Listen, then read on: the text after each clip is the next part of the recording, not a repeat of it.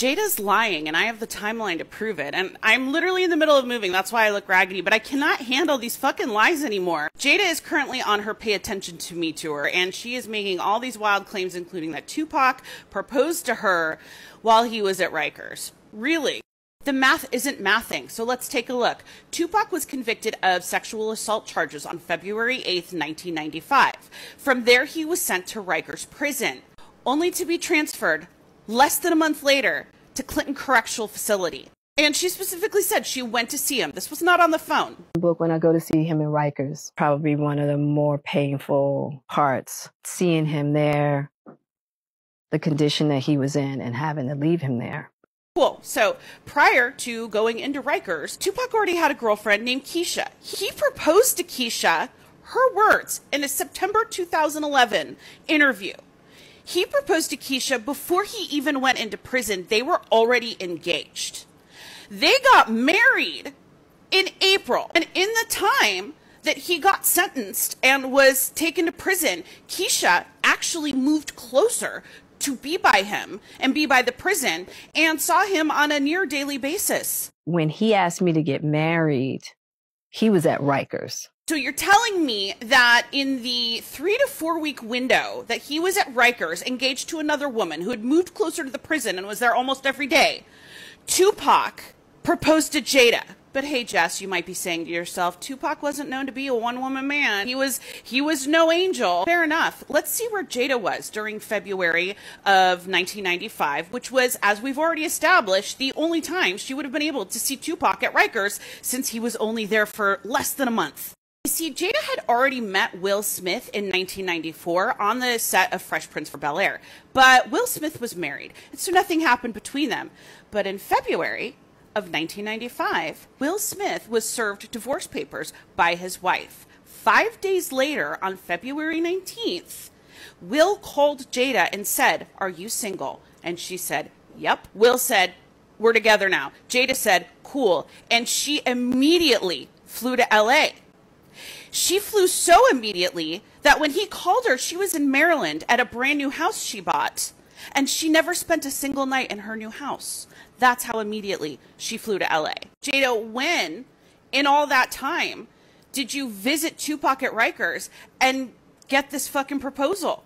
And for the record, Keisha and Tupac stayed married for about 10 months. They got their marriage annulled about 4 or 5 months after Tupac was released from prison. He was bailed out by Suge Knight.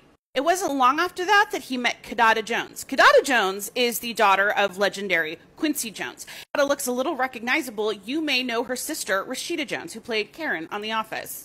Kidada and Tupac were living together and engaged when Tupac was shot and killed. Kidada was the one that was there with him at the hospital the night he died. Kidada was handed his bloody clothes. She was the one who told him, "We all love you," before he slipped into a coma and never woke up. Keisha spoke with Tupac several days before he died because even though their marriage was annulled, they still remained good friends. And I can't help but notice that all of the women who are actually part of his life in a meaningful way are the ones that have just kept quiet. They've kept silent. They've kept their memories to themselves and not tried to use a dead man as their limelight. And the person who's squawking about him the most is making claims that can't even be verified and don't make sense from the perspective of a verifiable timeline. Now you see why we love you.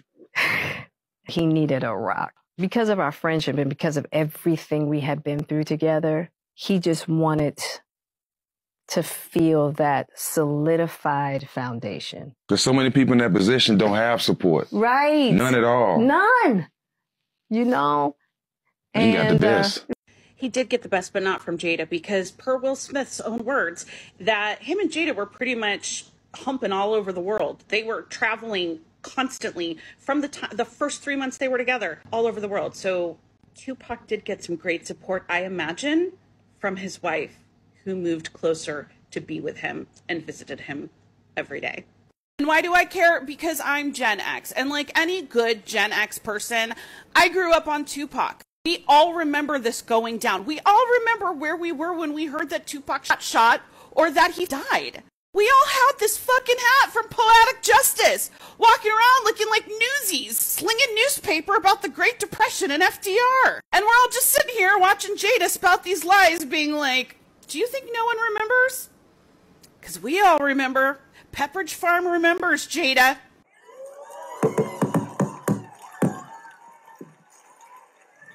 Three of you in the room right now.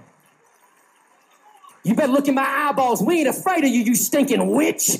You devil-worshiping Satanist witch. We cast you out in the name of Jesus Christ. We break your spells. We break your curse. We got your first name. We got your last name. We even got an address for one of you. You so much as cough wrong, and I'll expose you in front of everybody in this tent, you stinking witch.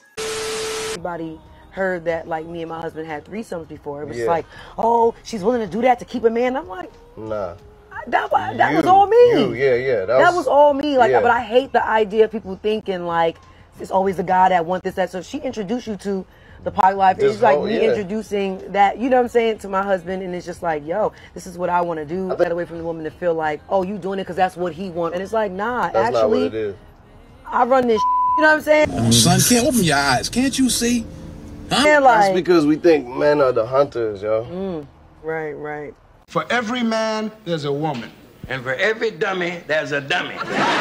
This chick right here is a very masculine chick, you know what I'm saying? And as a man, you can't really please a masculine woman because she feels like she's the head honcho of your situation. So her mindset is about empowerment. But here's the thing, as a man, if your girl bring up the fact that she want to introduce another person in the room, that's never a good thing, because you have to understand that women by nature are very jealous creatures. They are very, like, if a woman is into a dude, when she's really into you, fam, she can't stand seeing you pipe down another chick in front of her. She don't want to share you. So whenever your woman wants to share you, fam, I'm just keeping it a buck. That means that she is not fully in love with you. You see what I'm saying? Or she is not fully fulfilled by you passionately, sexually. So she want to have some fun. This is not doing it for her. You see what I'm saying? So off the rip, as a man, you should know that your wife is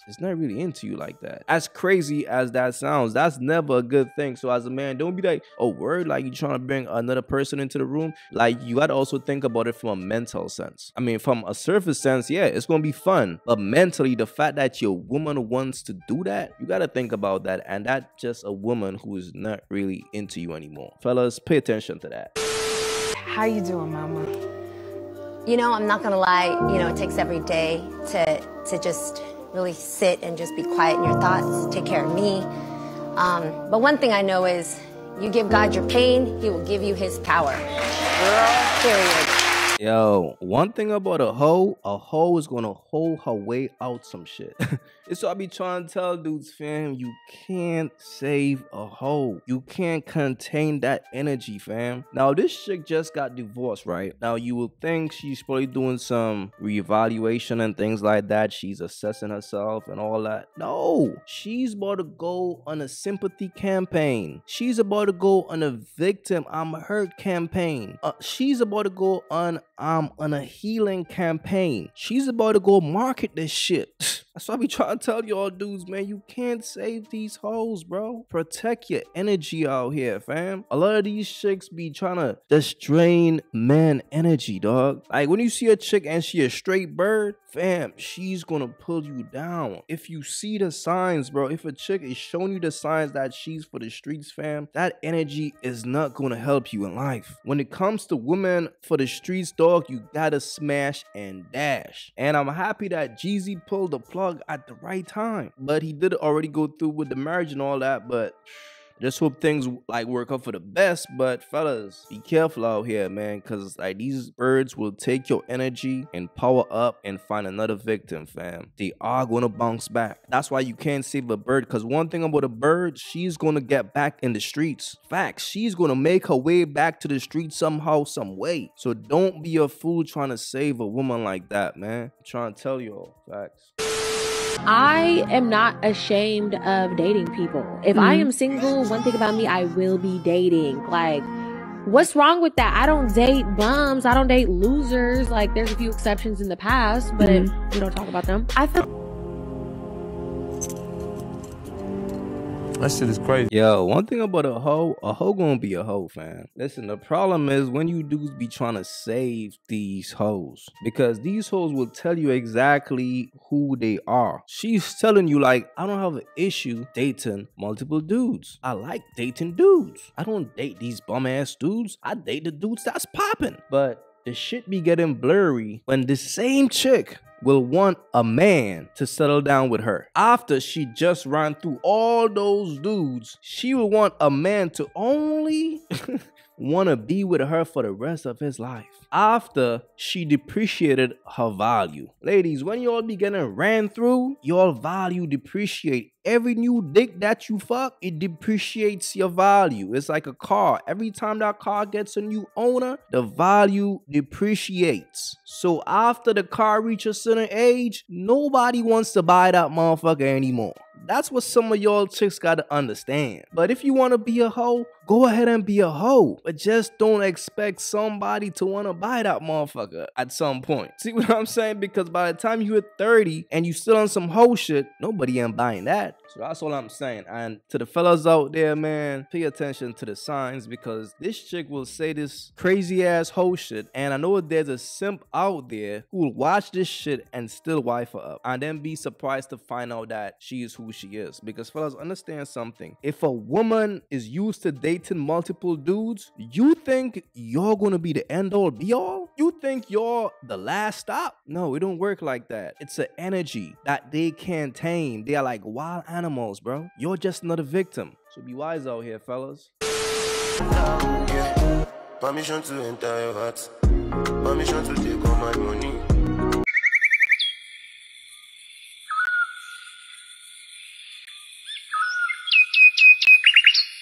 If you haven't yet, go get you some of that merch. Y'all already know, don't feed the birds. That's what it is. We don't feed the birds over here. So if you rock with your boy, go get you some of that good merch.